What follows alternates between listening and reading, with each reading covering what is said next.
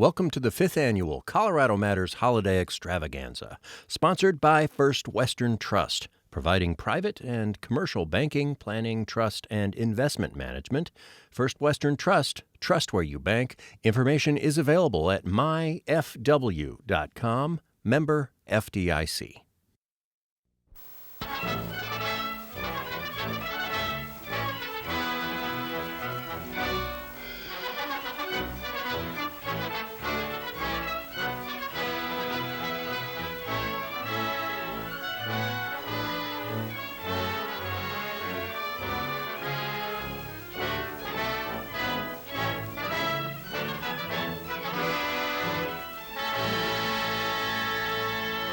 Hi, I'm Stuart Vanderwilt, President of Colorado Public Radio, and welcome to this very special Colorado Matters Holiday Extravaganza, hosted by Ryan Warner and Avery Lill. You don't have to search for parking, you don't have to walk in the cold, you can enjoy the show right where you are. Please be safe, stay well, and enjoy the program. From CPR News, it's the Colorado Matters Holiday Extravaganza, a virtual event this year because we're trying to spread cheer and not the virus. Performances from Grammy-nominated jazz musician Ron Miles, Tony nominee Beth Malone channels Judy Garland, a Hanukkah gift from a Colorado Springs composer, and something we all need this year, laughter from comedian Ryan Evans. I'm May Ortega, and now to your host, Ryan Warner. Hi there. Happy holidays. How are you doing? I have to say, that became my least favorite question this year. How are you doing? I never knew quite how to answer it. This is the year I discovered maskne. The existential dread is unbearable. I finally just started to say I'm COVID fine. How you doing, Ryan? I'm COVID fine. Chris, we know there are a lot of people who aren't fine this year. People who've gotten sick, people who've lost jobs. I think of frontline healthcare workers, parents, teachers. This has been an exhausting year for them. And so we dedicate this special to them especially. Thanks for your service in 2020. This year saw the end of touring for our first guest. Ron Miles is a jazz musician, but this year also brought him a dream come true. We spoke at Dazzle Jazz Club in Denver.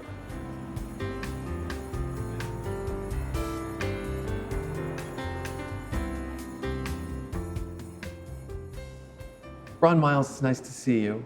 Nice to see you, my brother. How does it feel to be at Dazzle? I mean, like so many musicians, you've been unable to perform in live in-person settings for the most part. Yeah, this is a sacred place to me, I think, Dazzle. So much of the music of our community has been performed here. People from out of town have gotten a chance to meet Denver audiences out of towners. And so to be back in here feels like a visit to, like I say, almost like a church or something. It feels that way to me. I mean, I really feel that way about this place. So it's good to be home. You grew up listening to records on the Blue Note label. Luminaries like John Coltrane, Miles Davis, Sonny Rollins. Now you have a Blue Note album.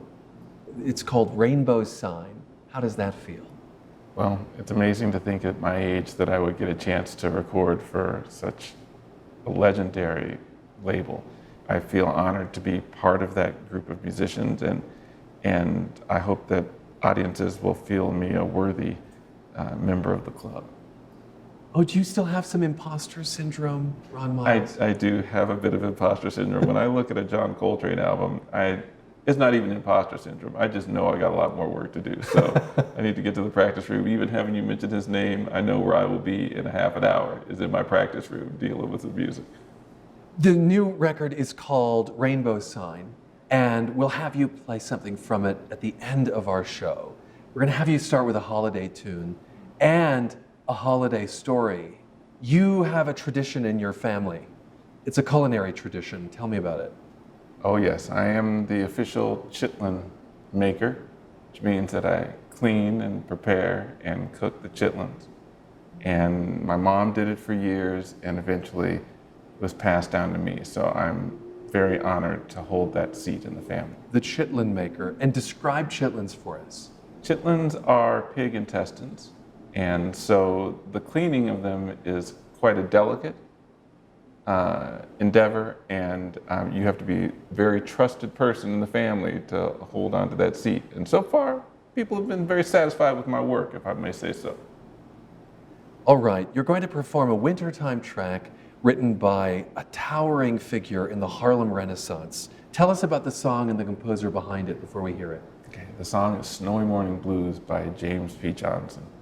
And it is a song that hasn't been covered that often. I think I learned it from Jason Moran, my friend who's on our new album. And James P. Johnson is the composer of the Charleston, and is somebody who was able to kind of fuse all elements of African American life into his songs. And so he was the person that Duke Ellington sought out when he first came to New York, and was the king of Harlem piano. Wow, Snowy Morning Blues, even the title is evocative. And who's accompanying you on this? Eric Gunnison, a great pianist who has performed with Carmen McRae, and is really, I consider him the dean of Denver piano. And so we haven't had a chance to play for a little bit due to this lockdown. So it was a chance for me to say hello to a dear mentor and a great friend.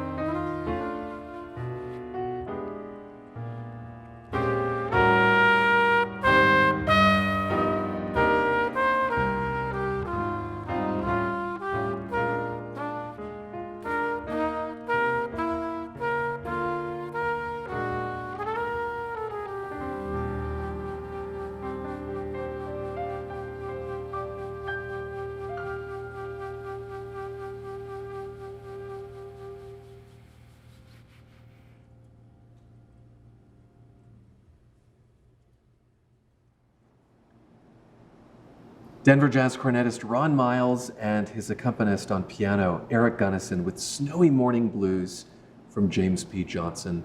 Ron, thanks so much for sharing that with us. Oh, my great pleasure. You know, there's one thing I'd like to talk to you about related to 2020 that isn't the pandemic, and that's the protests for racial justice. I know that for you, music and justice go hand in hand. The album that got you a 2018 Grammy nod was called I Am a Man. That's a phrase written on signs during the 1968 sanitation workers' strike. That came just before the death of Martin Luther King. And I want to ask you about the death of Elijah McClain in Aurora, in police custody. He was a musician too. And we know that he played violin for shelter animals. What sort of effect did his death have on you? Well, I mean, to me, when you even say his name and hear his story, he's the best of us. I mean, he's somebody who's taking his time and his talents in service of others.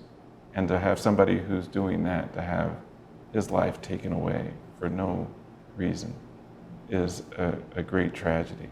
And it's a reminder of how much work we still have to do every single day. All of us have to be diligent.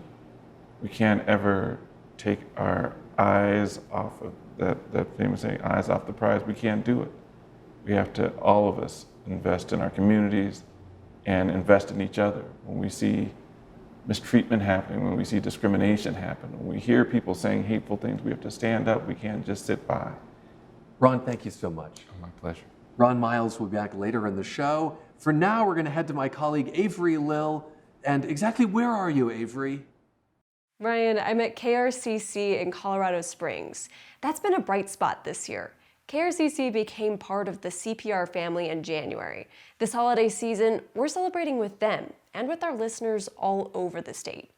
We can't bring all of you into a theater, so we're bringing you to the acts. We almost need that NORAD Santa tracker to keep up with where we're going. So strap in. We're headed to the Western Slope, Donnie Morales' porch in Montrose to be precise. He and his band are tuning out to play Tall Trees.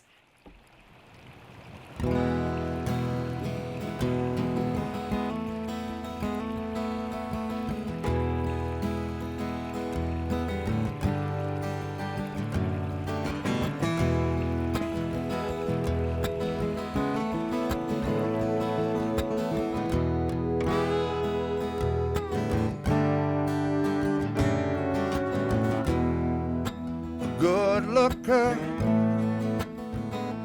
heartbreaker, they got together, tore it all down. Did pretty good for a while together. Got kinda nasty when the big stink went down. Got accused of cheating, came up beaten. She left him without a sound, sitting there alone in his easy chair, feeling like the angel who wore the starry crown. Tall trees get weary, bracing against the wind. I don't know if it will weather the storm again. Oh, again.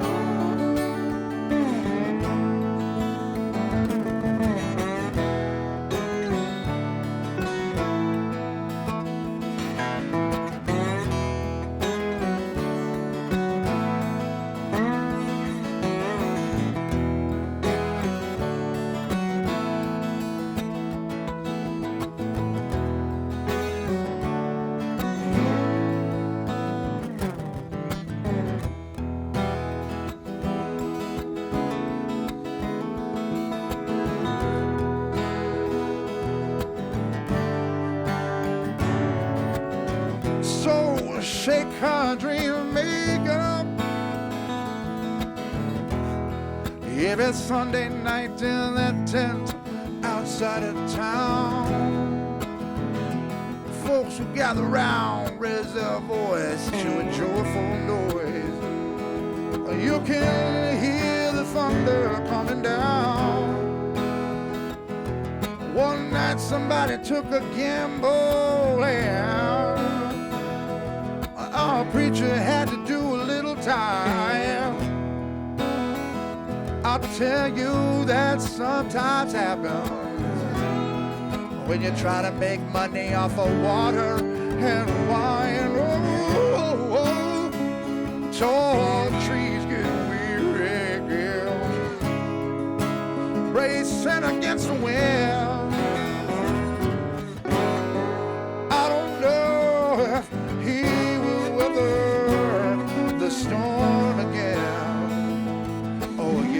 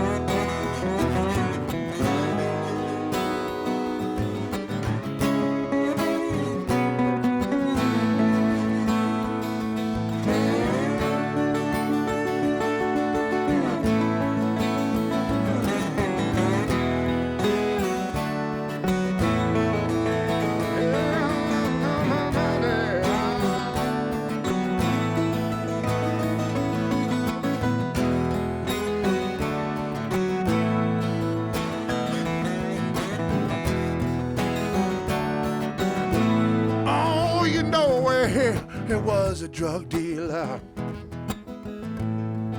caught steal a little thief, barely past the age of 13. It was mama, baby, back at home. Daddy left done long ago, no star on the Christmas tree. Oh, mama said they're gonna shut down the power. Your little sister, she gonna freeze to death. I don't care or know where you get your money, honey, but you better do it fast, 'cause you're my last bet, baby, yeah. Tall trees get weary, racing against the wind. I don't know if he will weather the storm again. Oh, again. Oh, again. Oh, again.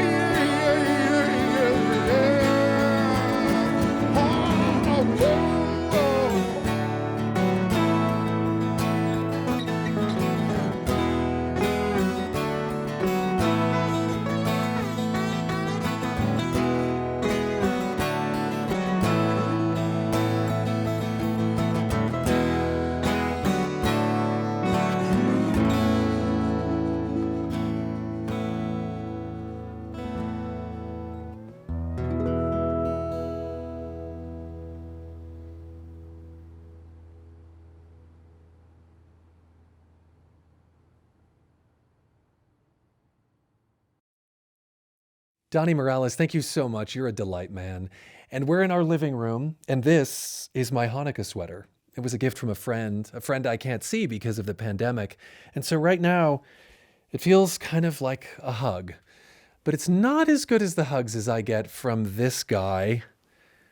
Oh, I can't wait for you to meet Bob. Hi, Bob. This is my pandemic adoptee, my little tuxedo cat, Bob. I'm going to let you go, Mr. Man. Bob is just the sweetest, and he's taken over my life, my living room. It's scratching posts. It's toys strewn all over the place. What I think I love most about him is he's an adventurer. He loves to hop in his wagon, get in his harness, and we go to the park, and he looks at squirrels and birds. And I've got a lot of nicknames for him. Smusher Bean and Monster Boy and Poo Poo Head. And the idea for getting Bob came from Avery Lill, my co-host, who once again is in Colorado Springs, because Avery adopted a dog at the beginning of the pandemic. Avery, introduce us to your doggo. Hi, Ryan and Smoosher Bean. This is Flossie. I've been wanting to get a dog for a while, but I usually get home late. Then come March, I wasn't seeing friends, and I wasn't working in the office, and I wasn't traveling. So I got this weirdo. She is like Jekyll and Hyde. She sleeps all day in my apartment, but she has some neuroses about dogs and doors. Doors? Like what kind of doors? Imagine elevator doors. They're like a magical door with a dog that may or may not be on the other side. So she makes me look ridiculous when she runs around in circles and jumps up and down and tries to run in and out of the elevator as fast as possible. But we're working on it. And she's working on me and my anxiety and loneliness in a year that's been really hard. So Ryan and Monster Boy, we will catch up with you guys later. The inspiration for our annual holiday extravaganza is a 1963 television special starring Judy Garland. It's magnificent. I watch it every year in black and white, just the right amount of cheesy. So as an ode to Judy Garland, we ask a Colorado artist to do a Garland cover. This year, we scored a Tony nominee. Beth Malone is in Aspen to sing Merry Christmas from 1949's In the Good Old Summertime. She's accompanied by pianist David Dyer.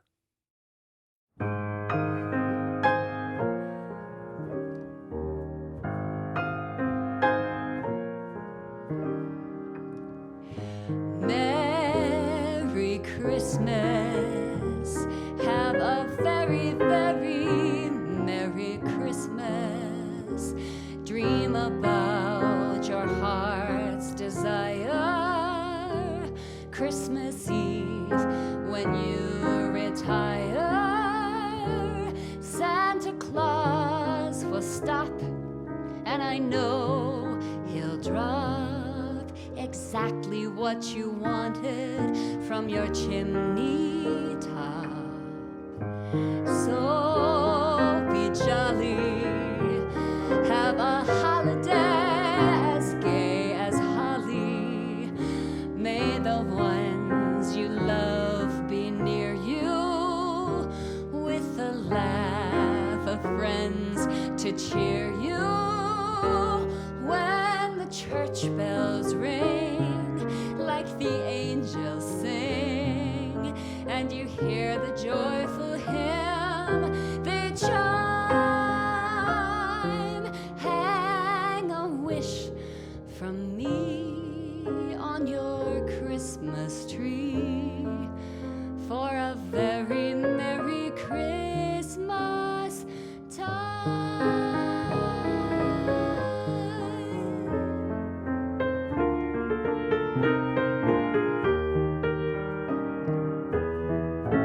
So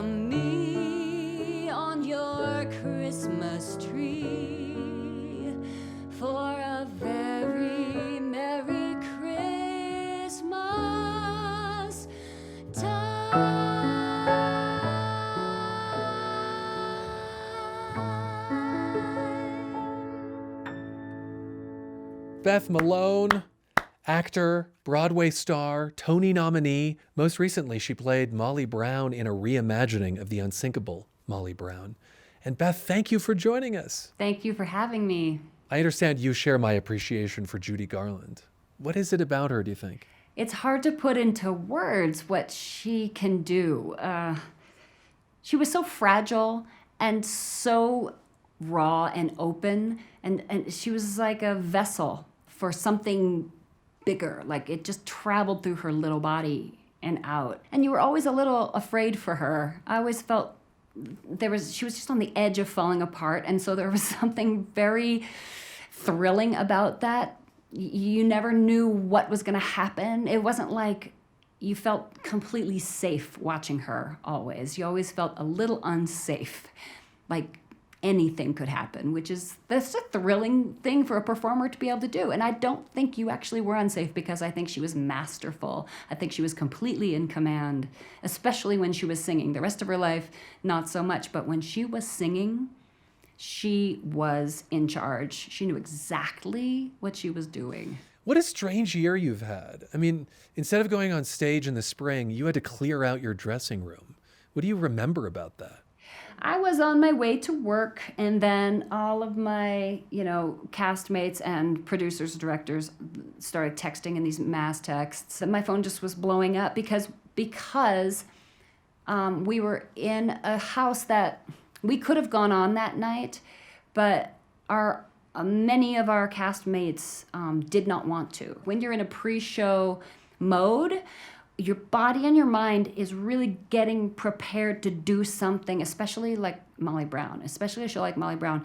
Like, I would conserve my entire day to be ready for that, to have the peak of my energy and focus happen between 8 and 10 at night. And then just to have that plug just like boom, pulled right out from under that surging, it was like a surging thing that was ramping up, and then like somebody just pulled the plug, and it was like, whoa, I just don't know what to do with all of this. So I went down there anyway, and so did a lot of other people. A lot of people that were in the show and cast and crew, and some of the producers showed up the night we were supposed to go on but didn't. We all kind of gathered there on the stage, and we had like this impromptu party. We passed a bottle around and turned on some music and laughed and cried and cleared out our dressing rooms and took another stroll around the set for the last time and looked at our beautiful show and just sort of processed that we were saying goodbye. Before we go, will you share a holiday memory from your childhood, Beth Malone?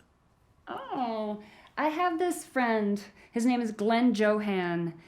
He was our family friend, and I used to babysit his kids, and his kids are now old and have kids. But I grew up babysitting his kids. He babysat me, and one time when I was like 7, my mom took me to sit on Santa Claus's lap, and when I got up to Santa Claus's lap and sat on it, I looked at him, and I was like, "Hi, Glenn." It was my mom's friend. It was our friend, Glenn Johan. No! Playing Santa Claus. But I wasn't like, "Hey, there's no Santa Claus." I was like, "My friend Glenn is Santa Claus."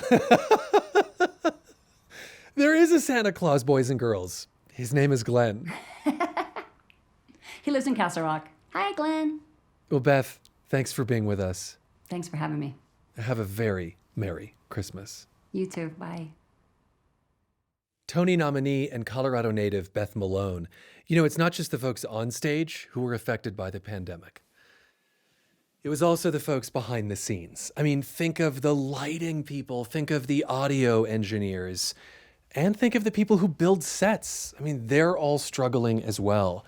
And so when it came time to design and build our set, we looked to the theater community. Welcome to the Denver Center for the Performing Arts Scenic and Props Warehouse. There are so many objects that I think most people wouldn't even expect, and in multitude. I can just look around and say there's cigar boxes, there are kitchenry, there's fake food that looks like you could pick it up and eat it. But then there are couches from hundreds of different eras in time, and chairs and bicycles, a motorcycle. There's so much to be seen here. It's kind of fun. Right now, I feel nostalgic when I'm here. Whenever I was in this space, I was with the people who I worked with, and we would be creating a new show. There's a big team atmosphere that we had in doing things like that. So it's a little sad, but I still know that it's here and it's waiting to come back. Well, hi, Win. It's nice to... Oh, you're Win. Okay, hi, Win. What has given you hope? Even though the community that you're a part of, the theater community, is shut down right now.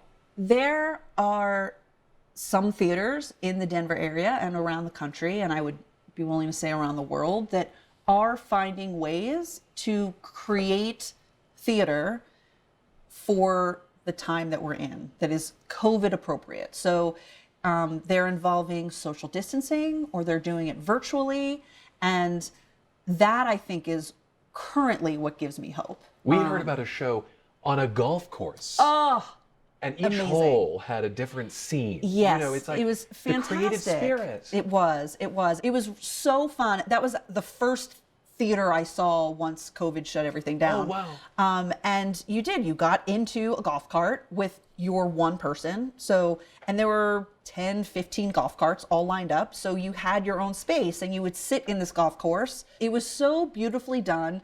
And the golf course itself was gorgeous. It was during sunset at the end of it. And so you just had so many beautiful views. It lifted my spirits so much to say, theater is not dead. It is just changing. It's funny, this is such a fraught time in our country. It feels to me like we need theater more than ever. I could not agree with you more. I think that there are so many ways that theater helps bring the attention that is needed to social justice issues and opens the eyes to people who wouldn't necessarily see a perspective from the eyes of someone who is different from them. And it frightens me a little bit that we don't have that, because it is such a divisive time, and I want theater to come back so it can start bringing us together again. Thank you so much for being with us. Maybe we'll all come out of this and be better. I really hope that that's true, and I think that it's possible. Well, Avery, back to you. Thanks, Ryan. COVID-19 may have emptied the chairs in Colorado College's Packard Music Hall, but it hasn't stopped the music. Our next guest describes himself as an archaeologist of old melodies. He grew up in Israel, studied music in Germany and Switzerland, and has been teaching music at Colorado College in Colorado Springs since 1994. His internationally award-winning compositions draw on folk music and weave in contemporary textures. Ofer Ben Amatz, welcome to the Holiday Show. Hi, thank you for having me. Tell us a little bit about the first instruments you learned how to play. Well, I grew up in Israel. When we start the elementary school, everyone gets a recorder, a little wooden recorder, and that was my very first instrument. So this was the first, and then we suddenly had a piano at home, so I started piano. My mother was my first piano teacher, and then I continued in the conservatory. So these are my first instruments. And what do you remember about music growing up? Well, I was exposed to many cultural, many diverse sorts of music. Either it was Bulgarian music in Bulgarian, or Ladino music, which came from my mother's family, some Arabic music, and of course a lot of Israeli, Ashkenazi, and other Sephardic music that I was exposed to. Of course, like anybody else, I was also influenced by the Beatles and by American pop, and so I grew up listening to everything. And how big of a deal was Hanukkah in your home? Hanukkah was a big deal in everybody's home, because for 8 days you just keep eating all these goodies and you light the candles, and it's a very happy sort of a holiday. So yeah, it's a big thing in Israel. And especially because you get a long break from school. And let's talk about your compositions. We're going to hear one that you actually composed during quarantine. Tell us a little bit about it. The title is La Sirena in Spanish or Judeo-Spanish. La Sirena is the siren, or The Mermaid. That's basically it. And it's a folk song. It's a very old folk song from Spain, which remained a part of the cultural legacy of Jews who were expelled from Spain in 1492. So they maintained this ballad for many, many years, and over the years they added more and more verses to it. It's a very beautiful, haunting kind of melody, and I heard it even as a child when my mother would sing me some songs like a lullaby. This song has been specifically used as a lullaby, and it rolled in my ears for many, many years, and I decided to compose it exactly when we were all locked up. The text is about a locked-in princess or a girl in a tower in the middle of the sea, and she's waiting for somebody to come and save her. And all the sailors, they go with the boat. They want to help her. They want to come and be with her. They want to save her. So I think that subconsciously somehow the situation enticed me to complete the song and create the variations on that one. In some ways, we're all the mermaid right now. We're all mermaids in a tower in the middle of the sea, yes. Well, thank you so much for being with us, and happy Hanukkah. And happy holidays to you too, and to everyone who is listening. And now the performance of La Sirena.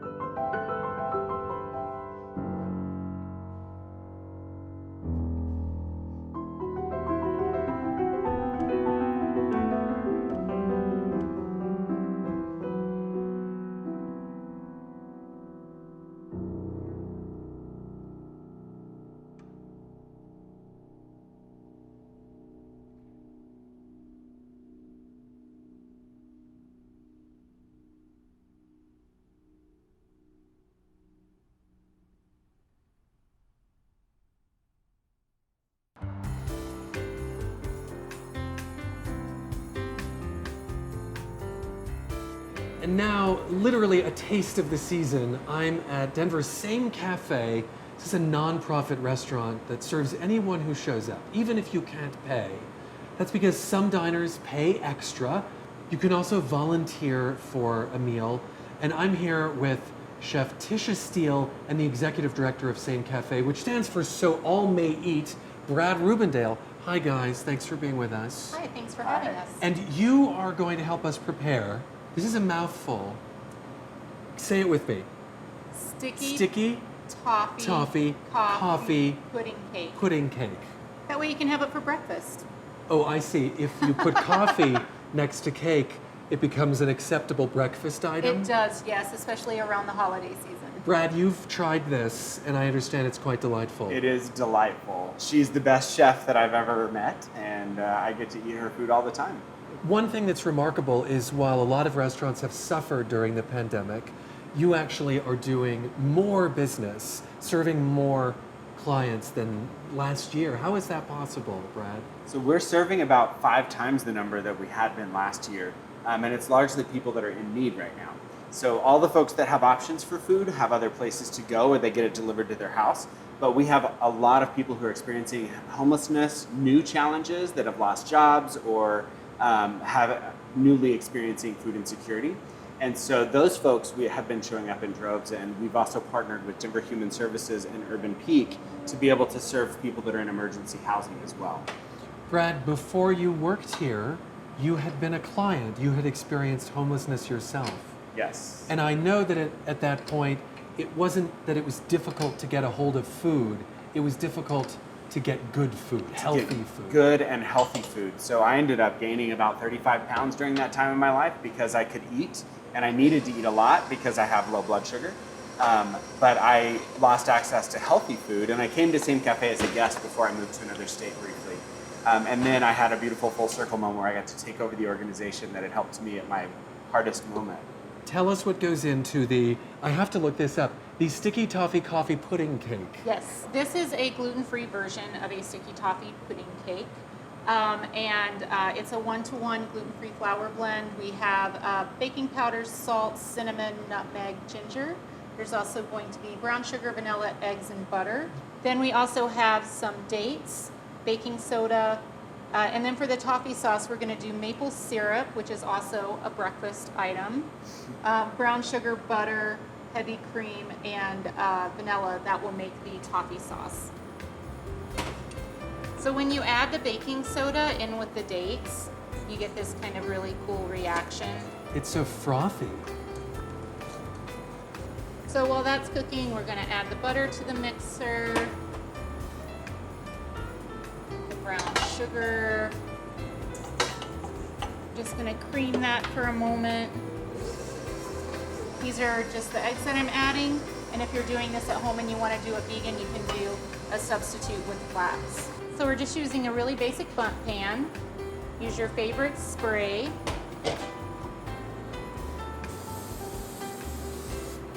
Give it a really good spray so that it doesn't get stuck in the pan. Take a rubber spatula, scrape the sides of the bowl down really well, make sure it's incorporated. Oh, look at how beautifully even that turned out, even with all those like chunky dates. Yeah, that's the really great part about using a food processor to chop them, is that it gets incorporated super well. Just give it a little swirl, and then you can pop it in the oven. So it's going to bake at 350 for 30 minutes. Just use a little toothpick to test it and make sure that toothpick comes out dry before stopping the baking process. And now we'll just get the toffee sauce going while that's cooking. And that will be butter, your brown sugar,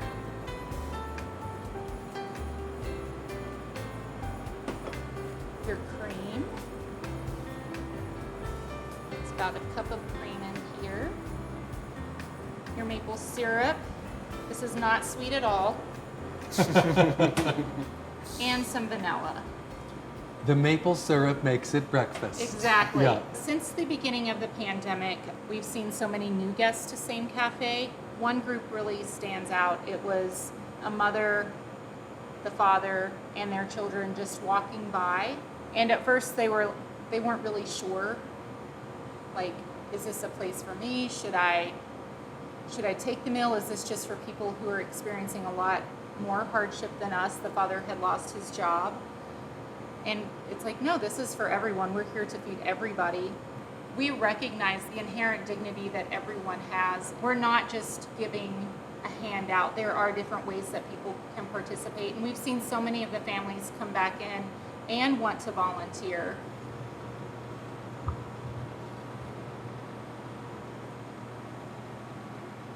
And there's that sauce. Oh, look at how that drips down on that cake. And this is a spiced whipped cream. Wow.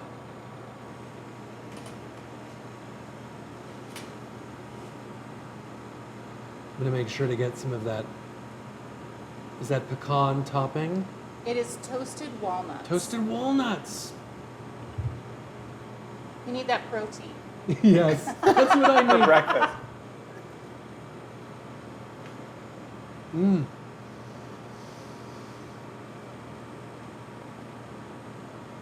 You know what's fascinating? Sweet, but not cloying. That's what I always strive for, especially when I'm doing pastries. Tisha, Brad, thank you so much. And happy holidays to you and to your customers. Thank you. Happy holidays to you. It's the 5th annual Colorado Matters Holiday Extravaganza. We will keep the COVID-safe merriment going. Still to come, Vorneen wishes you a Merry Irish Christmas, and later, something we all really need this year, laughter. Comedian Ryan Evans on garbage disposals. Stick around.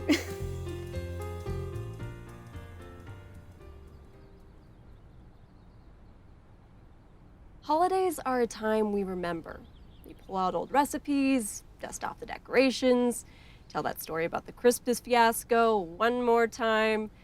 We're also remembering loved ones who aren't at the table this year for a lot of reasons. We're in the middle of a pandemic, travel is complicated. Our next guest speaks to loss and points to hope. Tenea Winder is an award-winning poet, musician, and educator, raised in Ignacio, Colorado on the Southern Ute Reservation. She's a member of the Duckwater Shoshone tribe, and we're here in Chautauqua Park near her home in Longmont, Colorado. Tenea, welcome. Thank you. You have a poem for us, and it's called Learning to Say I Love You. Yes. Learning to say I love you. My favorite conversations are with my grandmother while she teaches me words in Indian, as she says. I ask, how do you say, where did you go? And where are you going? Questions that layer my tongue in ash, reminding me of fire, the taste. Each time I speak, the slow burn of every loss I have witnessed cracks my lips. Go and going, axe singed into my bones, so I ask, teach me, I'm coming with you. So it sits rock heavy in my mouth, because my tongue is at war with history. Boarding school, kill the Indian, save the man. Acts of colonization strain my pronunciation when I want to say, take me with you. It dissolves. Before I can stomach the sweetness of language hours, I am losing, I am lost, lodged somewhere in my throat between decades of broken syllables. Teach me how to reach the ones who are born already running. Teach me how to talk to the ones who need it most. Dear universe, gift me words that linger softly like dusk.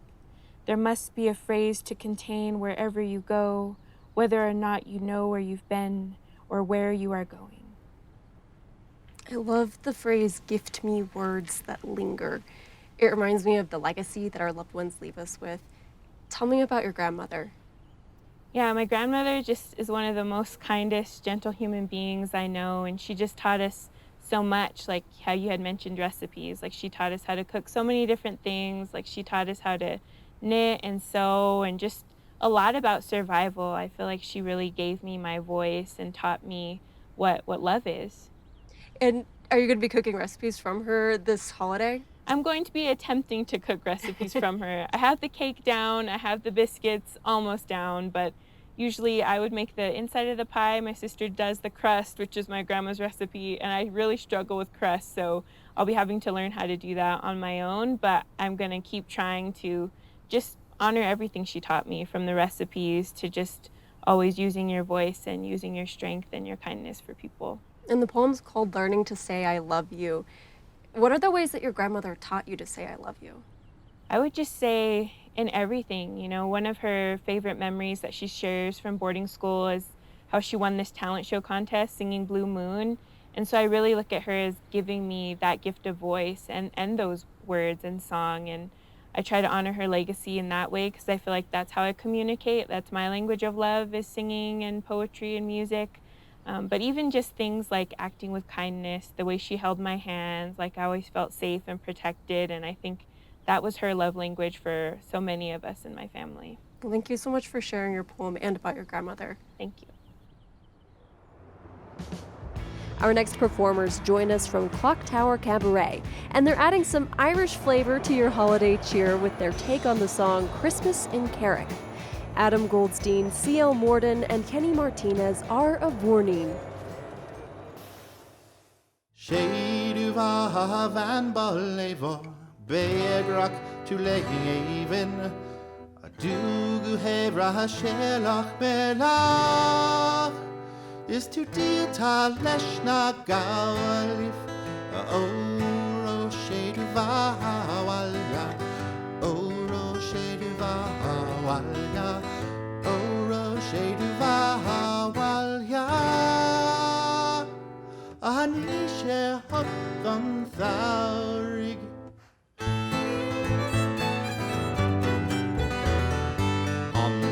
The snow is glistening, people stream from midnight mass. Friendly candles glow in windows, strangers greet you as you pass. Home then to the laden table, ham and goose and pints of ale. Whiskey passed around in tumblers, Christmas comes but once a year. Oh, Roshidu Vahawalya, oh, Roshidu Vahawalya, oh, Roshidu Vahawalya. Ahanisha Hakon Thaurig. Pudding made with eggs and treacle, seeded raisins and ground sweat, salted breadcrumbs and mixed spices, grated rinds and plenty fruit, cinnamon, ginger, cloves and nutmeg, porter, brandy and old ale. Don't forget the wine and whiskey, Christmas comes but once a year. Oh, Roshidu Vahawalya, oh, Roshidu Vahawalya, oh, Roshidu Vahawalya, Ahanisha Hakon Thaurig.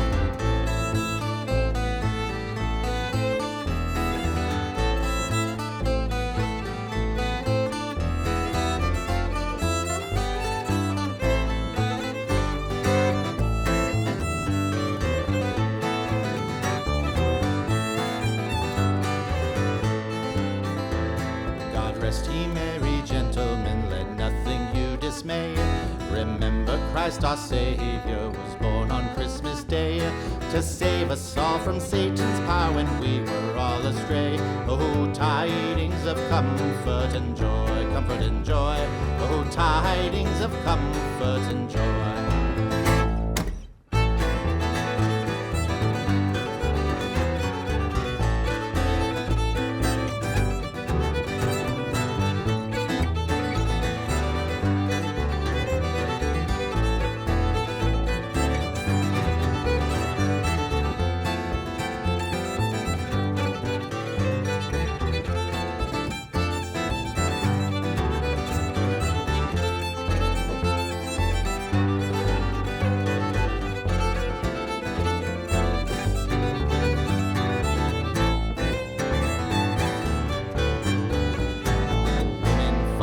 In the kitchen, lay the food on every plate. Men impatient in the hallway, Guinness and Porter while we wait. Who cares if we work tomorrow? Now's the time to spread good cheer. Pass the punch around the table. Christmas comes but once a year.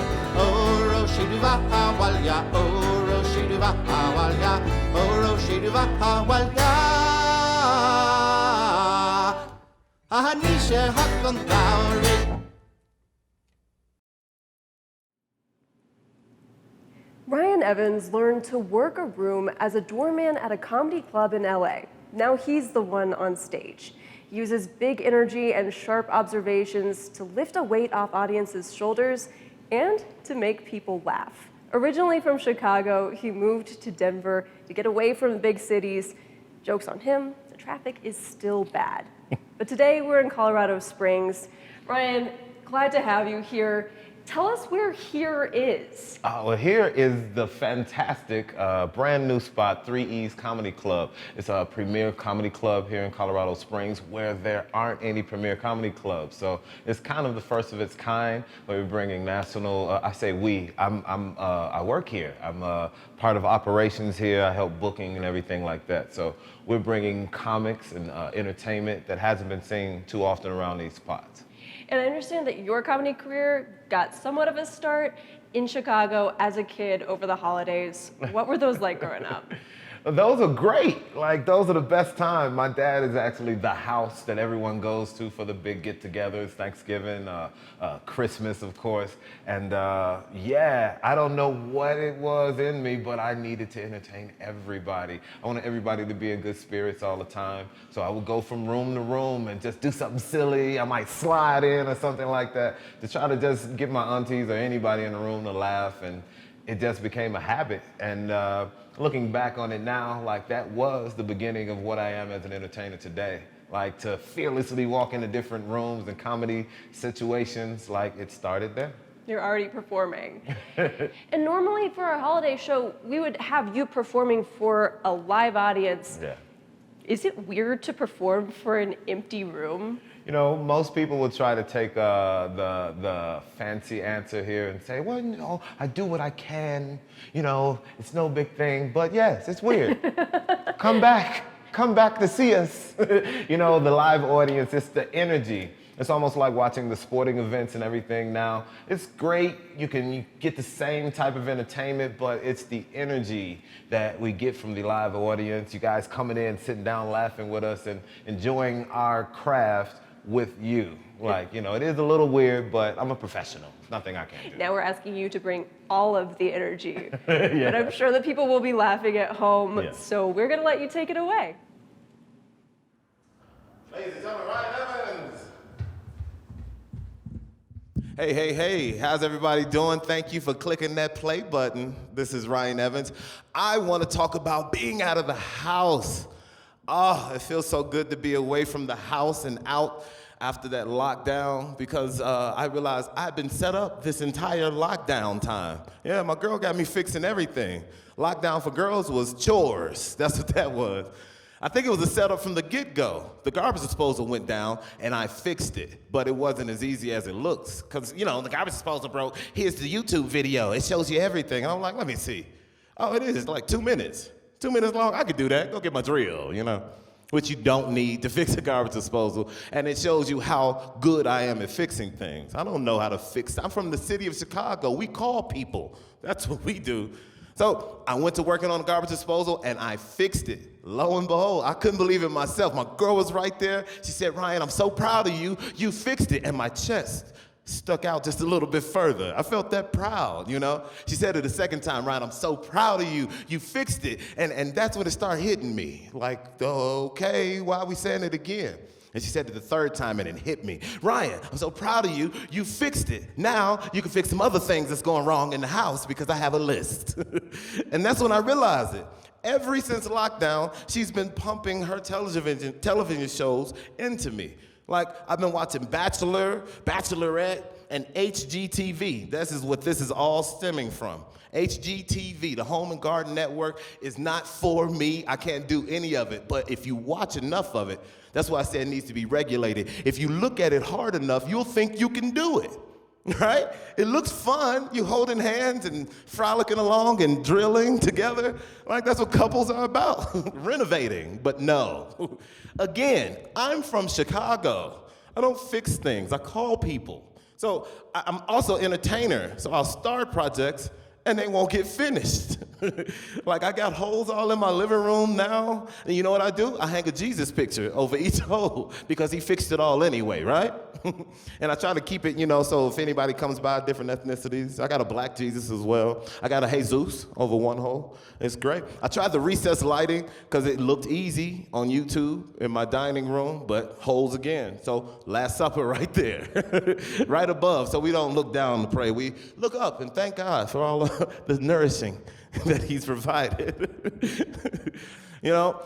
I'm glad to be here in Colorado as a whole throughout this whole thing. Colorado is one of those outdoorsy states. So most people in this lockdown, they had to just sit there. They couldn't really go out and work out, but not Colorado. Colorado goes and get it, you know what I mean? Like, I'm a bike rider now. Like, I didn't see that coming, But I thought it was like everywhere else when I first got here. I didn't think I would have to really train to ride the bike. It's just a bike. I had a bike from Walmart. They put it together for you in Walmart. Anyway, I'm riding my bike. There's a bike path down the house, and I'm just riding. I got sweats on. I got a tank top. I'm waving at people. How you doing? I live here. I'm blending in, I thought. And then a pack, oh my God, of real riders rolled by. And it is the most frightening thing you've ever seen. If you've never seen this, like a pack of real riders, first off, they pedal in unison together. The whole group is pedaling together. They pedal, check their vital. Pedal, check their vital. And that's scary to see because I'm just riding. It's a leisure roll, And they go by you with their little bell, bling, bling, bling. Like, I think they need horns if they're gonna be doing this. The bell just makes you mad because they yell after the bell. Bling, bling, bling, I'm on your left. I'm on your left, look out, get out of the way, I'm on your left. Like, don't yell at me like that, Chuck, Steve, Brent, okay? I live here too now, okay? And then they have their seats up in the air so when they get by, like the added insult, the last little piece to stab it in is their seat being high so their butts are in the air. Like, if you had a better bike, paper boy, you would know, kiss my butt. And it's like, no, Chuck, I went back to Walmart. That's what I did, and I upgraded all my stuff so I can't be talked about like this. Now I got a big helmet that I wear, Yeah, and I got a onesie for aerodynamicness, and I pedal alongside everybody. If Chuck goes to Tour de France, I'm going too. We all cyclists now. I'm not a bike rider anymore. You upgrade when you come out here to Colorado. I'm gonna go and get out of here, but there's a couple more things I want to say. First off, happy holidays and thank you for tuning in. Secondly, I always like to take time to spell my name. I have to. My name is Ryan, but it's spelled R-I-O-N. And I take time to spell it because some people are stupid. That's the main reason, I promise you. Because some people see it, R-I-O-N, and like, that's not Ryan, that's Rion. Like, me and my mama have been messing it up all this time. Like, that's not how names work, okay? People tell you their name, you don't tell them. That's not how names work. Like, you look like a Stanley. You should be Stanley from here on out. That's not how names work. And plus, I always like to spell my name for people so I don't get confused. Some people confuse me, literally confuse me when they see me with somebody who has way more money, way more success than I do. People confuse me for Eddie Murphy. You think so? Oh, okay.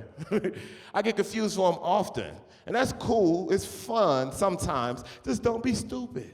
That's all I ask. Look around you. That's all I asked, right? I was flying out of Los Angeles one day.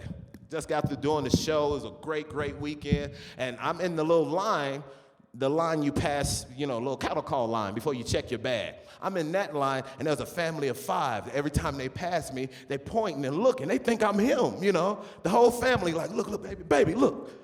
How you doing? The kids are like, hi, mister, mommy, I've had this before, so I played it off. I know what to do, I'm like, please, no pictures, please, please.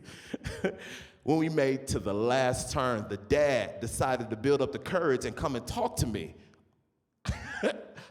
What? He walked up with all this confidence, knowing I'm Eddie Murphy. Like, I'm gonna say something to him. I'm gonna say something, baby. How you doing, man? I just wanna let you know me, my kids, we love everything you do, man. Wait a minute. Oh, man, you ain't Eddie Murphy. Baby, this ain't Eddie Murphy. Man, why would you come in here acting like you Eddie Murphy like that? Got my kids thinking you donkey and whatnot, man? That ain't right, man. He's yelling at me at the airport, causing a scene. So I had to reply, sir, why would Eddie Murphy be waiting behind you here at Spirit Airline, okay? Eddie don't fly with you. If you don't get out of the way, you and your little silly kids. That's it for me. I've had fun with all of you. Hopefully you stay tuned in. Look me up, RyanEvans.com. That's RION. Don't make me tell you again. Thank you for your time. Have a happy holiday. Peace.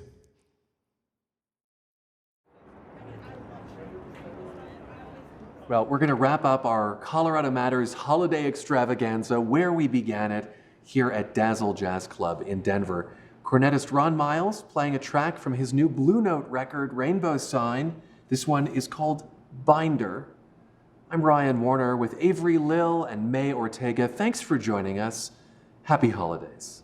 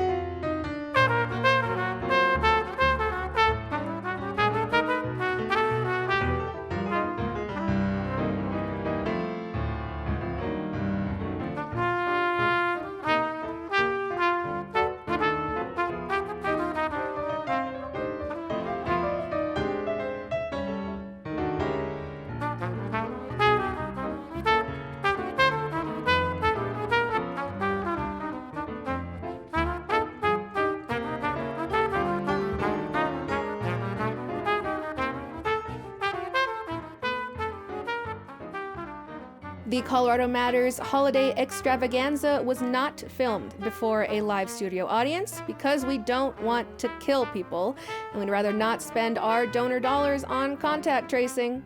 I'm May Ortega, hoping 2020 doesn't have any more plot twists before the year's end. Stay safe, stay warm, and healthy. Feliz Navidad. This is CPR News.